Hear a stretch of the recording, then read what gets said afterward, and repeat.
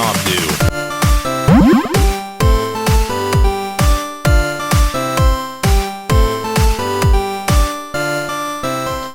Hello, friends and family.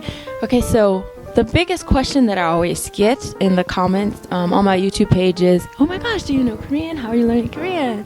Can you tell me how to learn Korean? So this video is just going to be about some tips that I have that I'm using to learn Korean. Now, I am not fluent in Korean. Trust me, I'm not fluent in Korean, but I am learning very fast. And this time next year, I plan on being 100% fluent in Korean. Yes, that's my goal, and I shall do it. Roll my neck. I'm gonna learn Korean right because I'm awesome and I'm full of insight. What? In August of 2011, I got the Rosetta Stone. And then I started practicing Korean from there before I came to Korea. But first, I learned Hangul, the Korean alphabet. I learned it from a website. I actually checked and the website is gone. Yeah. I searched forever trying to find it and I couldn't find it anymore, so I'm sorry. But there are so many websites you can get to online to help you learn Hangul, the Korean alphabet. So first step, learn Hangul, the Korean alphabet. Then after that, I got Rosetta Stone, and I used that to learn basic things and basic grammar for Korean. And at that point, like by the time I had gotten like somewhat far in the Rosetta Stone, not really far, I was on like the first chapter. I don't know why I said far. Anyways.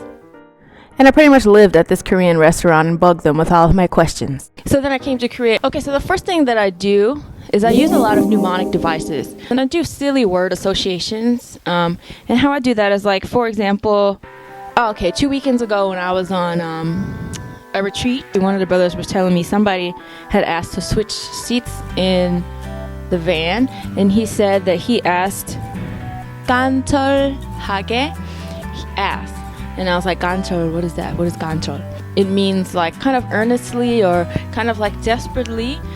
And so I remember, I broke the word apart. It's really silly. Okay, I broke the word apart. 간 is liver. Yeah. And then 절 is the temple. So I was like, so if you're really desperate, you're going to go and sacrifice a liver in the temple. So that's how I always remember 간절.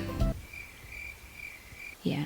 But if you can and you know separate parts of a word, just make up some like silly things to help yourself remember it. And I also do other word associations, like words that sound similar, because sometimes in Korean there are a lot of words that for a word is something, and then if you say it backwards it means something else. There's two words, 행동 and 동행, and I always mix them up because 행동 and 동행, I'm like, which one do you say? 행동 is like actions and behavior, and 동행 is kind of weird, like accompanying someone. So I always remember in the subway, if a subway is going somewhere anywhere it means that's the direction it's going.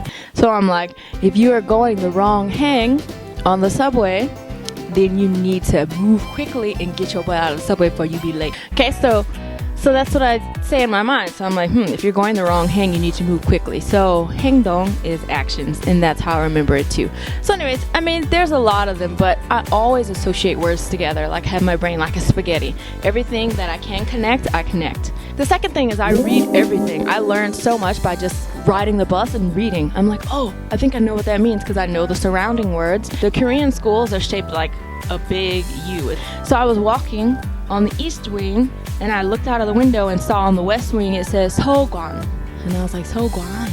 I was like, I get it.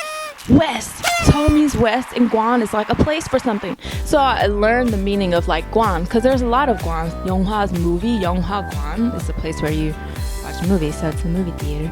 도서관. There are a lot of 관s, and so when I saw that, it like clicks in my mind.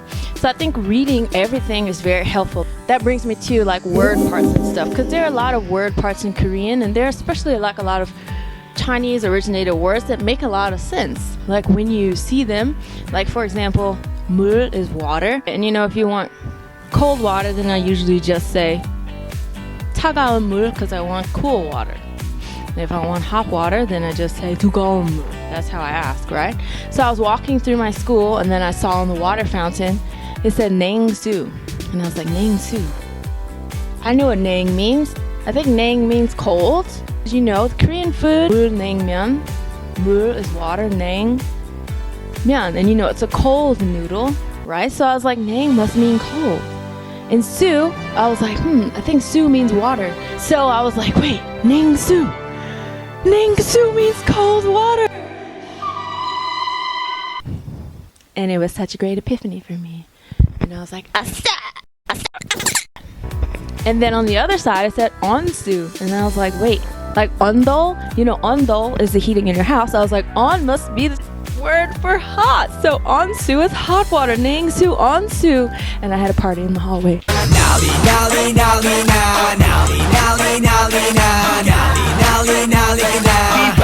And then I went to my coworker and I was like, guess what I just learned? She's like, what? I was like, Ning Su is cold water and Onsu is hot water. She's like, yes it is. And she wasn't as excited as I was, but you know, it was a great day for me. Great day. And so also, words that you already know, check the meaning of, because in Korean I've noticed one word will mean like 7 or 8 different things. Even the numbers have like more meanings. So like il, number 1. Il means work. It can mean day, and it can mean number 1. And there's other things that it can mean too, but I haven't learned them yet. You know, I means tooth. It means number 2. It means like this thing right here. And it's also, you know, a word part that marks like the subject marker. So the other thing that I do is I don't zone out. Yeah, don't zone out, because then you can learn words, or words that you've learned, you hear. You'd be surprised like how many things you can actually pick up on and understand in the conversation just from making an effort to focus. Because I know sometimes when you hear a language, if you don't understand what's going on and the person is speaking really fast, then you could just zone out and not listen at all if you don't know. But what I found is that if I just stick it out and listen very hard, then I usually can understand the main theme of what's being talked about. Since I've been in Korea, I've learned the most just from sitting at lunch and talking to the principal and vice principal and everyone at that table. And like I learned words that are commonly used, because I hear some words all the time, and I was able to figure out what they mean by just being in the conversation and not even looking it up. Listening and talking to people, you can pick up on things, but you have to actually be focused and zoning it. And it is hard, let me tell you. After like 10 minutes sometimes, I'm like, I can't listen anymore. I can't do it. But one day the principal, she said that she collects stamps. And so she was talking about stamps. So then I really wanted to know like about some sizes of stamps. So I was able to contribute into the conversation by asking her a question. Felt so happy. And every time I focus and actually can understand what's going on, that I get excited and happy, and I get motivated to want to learn more and more, and that keeps me going. But if I just zone out and don't listen to anything, then I won't understand anything. Okay, so something else that I do is when I learn a new word is I will put it backwards and see. Like that's how I learned dongheng, because I learned the word 행동 first, and then I was like, oh, I wonder if dongheng means anything. So then I switched it in the dictionary to see if it meant something else. So, you know, you can do things like that. So then maybe I'll sit there for like 20 minutes just from one word, branching off to see how many other words I can find from that word, or seeing if that word has multiple meanings and things like that. Okay, so now that I've developed enough vocabulary, so I got this book, Korean Vocabulary Practice for Foreigners. This book is literally just practicing vocabulary. So I know so many words, I just don't know how to use them properly, or in all the ways that you can use them. You know, I really hope that maybe it helps you a little bit, or maybe motivated you to want to learn like Korean, or just keep your eyes open around you. We live in Korea. You know, children learn language without any formal instruction, so you don't necessarily need formal instruction to learn language. I think maybe the basics, use some kind of formal instruction, take a basic class, and then after that, like self-study, study every moment of every day. And so just use it, practice, talk to people. If a Korean person speaks to me in English, as long as I know how to respond properly in Korean, I always talk back to them in Korean. I'm like, look here, buddy, I'm in Korea, I need to learn Korean, so you can speak to me in English, but I'm sure going to speak to you back up in some Korean. Okay, so I hope that helped you. And now you know how I learned Korean, how I'm learning Korean, and my Korean goals. So don't forget, if you have questions, please ask them down below, and I shall answer your question. Okay, so I will see ya. Subscribe!